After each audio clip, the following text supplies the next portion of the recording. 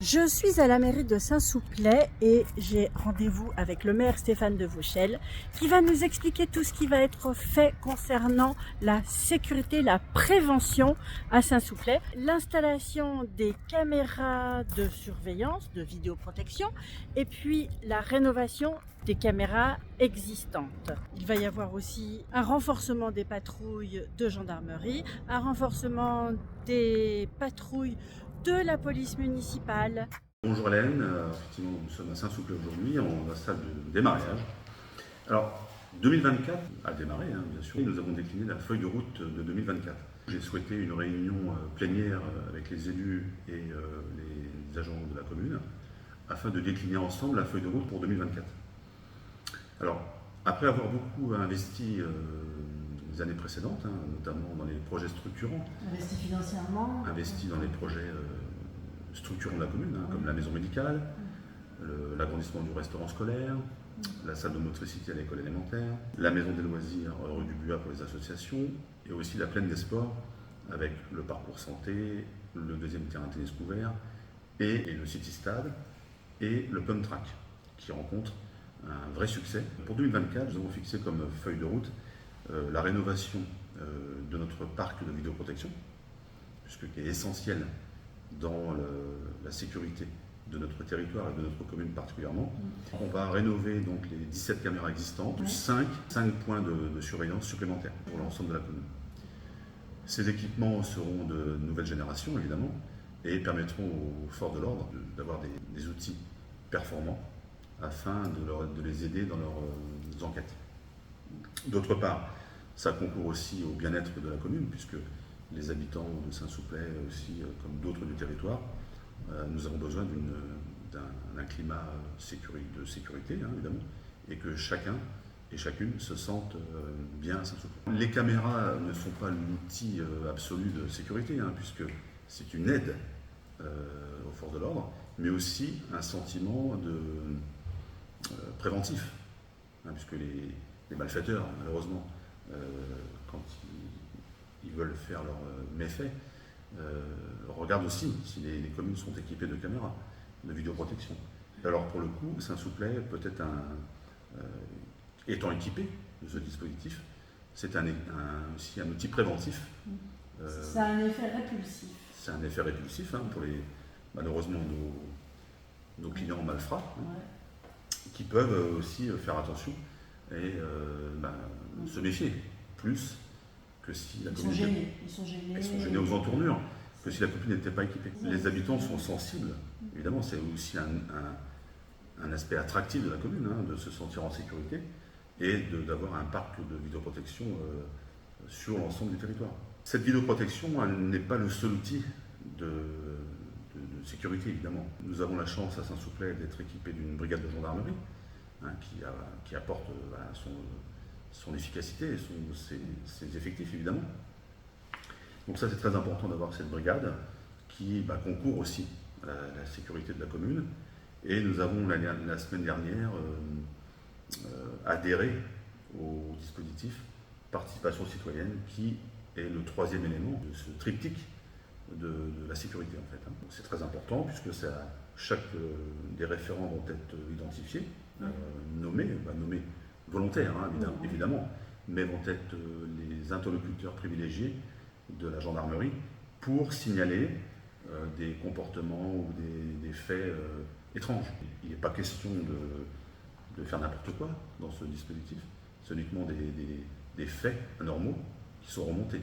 Il n'est pas question de dénoncer tel ou tel voisin ou des vengeances, c'est pas du tout le process. C'est pas dire il y a des crottes de chiens à cet endroit. C'est pour des faits importants, factuels bien entendu, mais aussi qui ont attrait à la tranquillité publique, uniquement. Et la gendarmerie, bien sûr, est garante de ces référents. S'il y a débordement, là, il y a un recadrage, mais aussi garante des informations qui circulent sur cette boucle WhatsApp. Nous avons pris une délibération au Conseil pour adhérer au dispositif. La semaine dernière, nous avons eu une réunion publique animée par la gendarmerie et moi-même, où les référents potentiels se sont manifestés. Il y a eu une vingtaine de référents qui ont été volontaires pour adhérer au dispositif. Donc l'intérêt, en fait, c'est qu'il y en ait dans chaque quartier, L'intérêt, dans des points différents. voilà, c'est que la commune soit maillée, il y a un maillage équilibré des différents secteurs. Hein. Évidemment, pas tous les référents dans le même secteur, mais un maillage qui s'effectue correctement et que les personnes soient aussi identifiées comme... parce que bon, on ne va pas faire entrer le loup dans la bergerie, évidemment, hein, c'est que les personnes volontaires soient aussi en phase avec les attentes de la gendarmerie. L'art de dire les choses. Oui.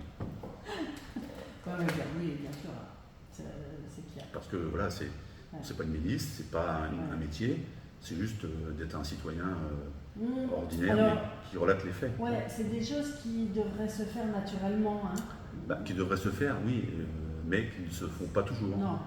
Donc voilà, l'intérêt c'est qu'on fasse remonter des comportements ou des situations anormales. Une convention sera signée entre le préfet, la gendarmerie départementale de Seine-et-Marne et le maire. Et le policier municipal?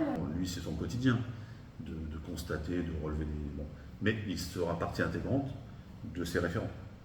Il fait partie des référents, au même titre que moi d'ailleurs. Et puis certains adjoints et certains élus qui se sont déclarés volontaires pour être référents de ce dispositif. La partie sécurité est une priorité de l'équipe municipale. Hein. Pourquoi est-elle une priorité? Est-ce que c'est parce qu'il y a eu des faits qui en font une priorité? Non, il n'y a pas eu des faits plus que ça. Saint-Soupley, on a la chance d'être assez préservé. Bon, on n'est pas à l'abri de méfaits, hein, il ne faut pas se voiler la face. Toutefois, on n'est pas non plus dans une délinquance exagérée. Mais c'est aussi du préventif. C'est pour prévenir et pas se laisser déborder par des faits qui pourraient survenir.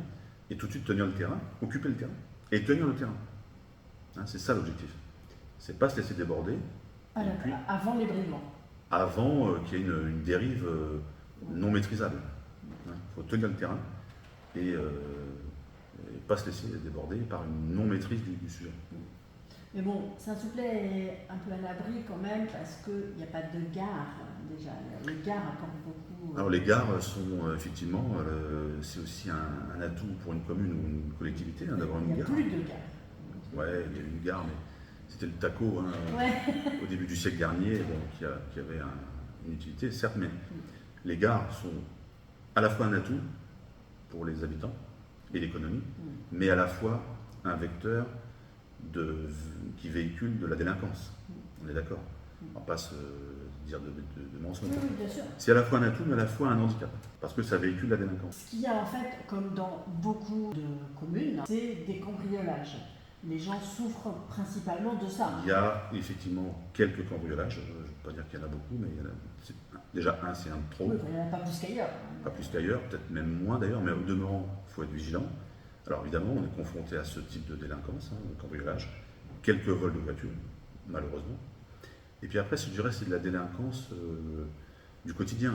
Des stationnements anarchiques, c'est des déjections canines, c'est la vitesse des usagers qui est parfois excessive dans les rues, c'est le non-respect du code de la route, parfois les sens interdits qui peuvent arriver, malheureusement.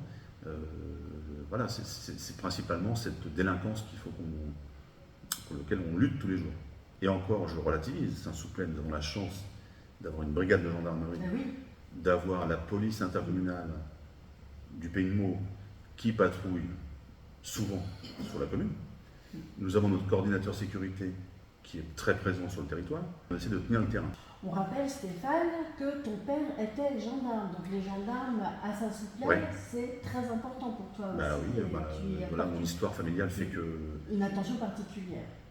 J'apporte une attention particulière de par ma sensibilité personnelle. Tu le dis, mon père était gendarme, oui, sur la compagnie de Meaux d'ailleurs, avant d'aller sur d'autres affectations. Moi-même, j'ai été réserviste pendant une quinzaine d'années dans la réserve opérationnelle. Mon âge avançant et ma non-disponibilité d'être sur le terrain, parce que avec mes fonctions électives, voilà, ça me pose un problème d'agenda. Voilà.